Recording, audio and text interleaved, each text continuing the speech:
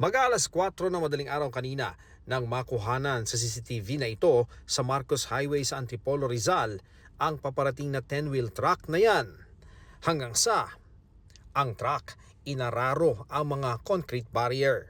Sa hiwalay na kuha ng CCTV sa intersection Pamarikina, kita ang pagdaan ng isa pang truck. Mabutit hindi nito nakasalpukan ang nadisgrasyang 10-wheeler na nagdire-diretso naman sa isang footbridge at nabangga ang dalawang tricycle na nakaparada. Sugatan ng truck driver pero nasawi ang kanyang pahinanteng tumalon dahil umano sa panik. Saan po siya tumama? Sa poste.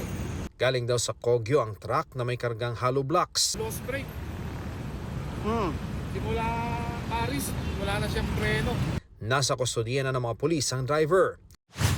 Sa Ross Boulevard, Maynila naman, duguan at wala ng buhay ng abutan ng mga otoridad sa ilalim ng 10-wheel truck na ito ang isang rider. Di pa tukoy ang pagkakakilanlan ng babaeng biktima. Iniimbestigahan pa ang sanhi ng aksidente pero dinala sa ospital ang truck driver. Hindi naman nagbigay ng pahayag ng dalawang pahinanteng kasama niya na tulog umano nang mangyari ang aksidente.